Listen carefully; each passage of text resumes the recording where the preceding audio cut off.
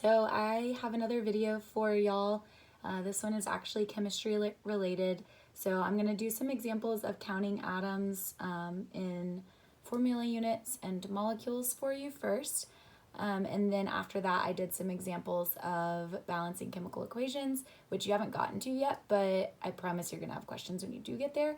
So hopefully the video is helpful. I am going to try to do a few more questions and maybe even set up like a conference call. But hopefully the examples, just watching me work them out, will help you. You're always welcome to go on and look up other YouTube videos as well. There's a lot of people way more skilled at YouTube than me. But I don't know, maybe hearing like a familiar voice makes it helpful. I don't know, maybe not. You don't have to watch it at all, but it's there if you would like it.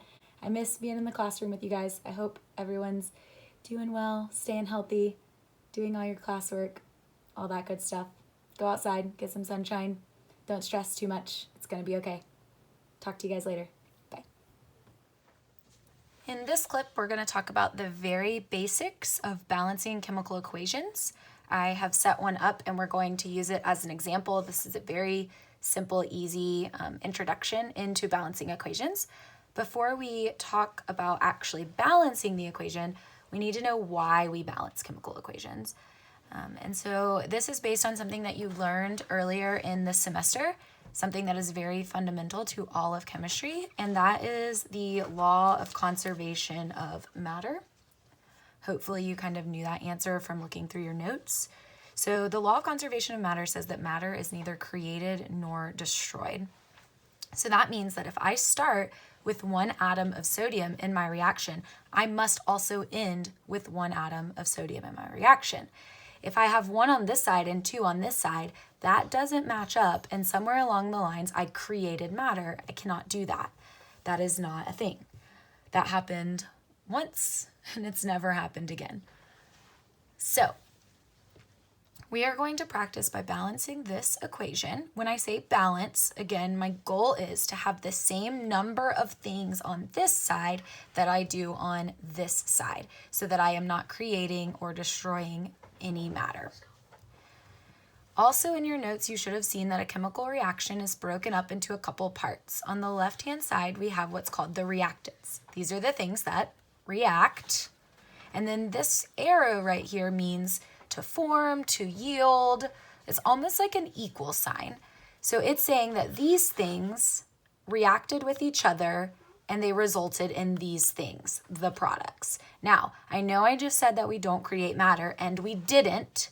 What happened was simply a rearrangement of matter that already existed.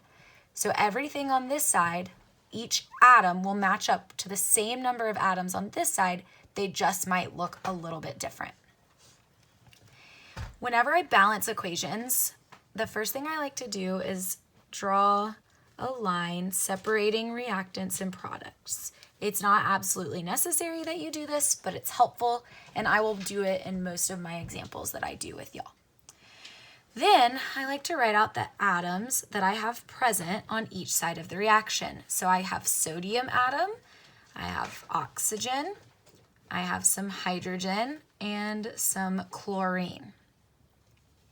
I'm going to list these atoms in the same order on this side, because if you see, I have the same atoms. I have sodium, I have oxygen, I have hydrogen, and I have chlorine.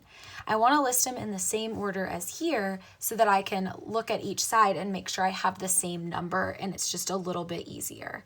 So NaOH, Cl. Now, I'm going to do an atom inventory, or to put it more simply, just go count all of the atoms that I have in the reaction. So I'm just concerned with the reactant side right now. For sodium, I have 1 sodium atom. There's a understood 1 there, and there's no other sodiums anywhere. So I have 1. For oxygen, same thing. This is my only oxygen. There's an understood 1.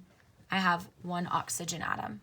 Hydrogen, a little bit trickier. I have 1 here, but I also have 1 in this compound. So I'm going to add those together to say that on the left side of the reaction, I have 2 hydrogen atoms. And finally, chlorine, I just have 1 of those guys. Okay, I'm going to leave that alone for a minute and do the same thing on the right-hand side. the product side of the reaction. So I have 1 sodium, 1 oxygen, 2 hydrogens. That subscript of 2 tells me there's 2 hydrogens, and 1 chlorine. Now what I'm looking for is for numbers that do not match. These do. 1 sodium, 1 sodium. 1 oxygen, 1 oxygen. 2 hydrogens, 2 hydrogens. 1 chlorine, 1 chlorine. This reaction is actually already balanced. None of these numbers are different, so I have the same number of atoms on the left as I do on the right. That means that all of my blanks get filled in with coefficients of 1. Now, in an actual chemical reaction that a chemist would write or that you might see written online somewhere, it most likely will not include the 1s. I teach you to include the 1s when you're learning this to make sure you realize that there is something there, it's just a 1. But technically it is not wrong to not write 1s. They are understood if they're not there. So that is a very simple first example for balancing chemical reactions. My next example will not be so simple. We won't have it already balanced, and we'll have to start changing up some coefficients so that we can make atoms equal on the reactant side and on the product side.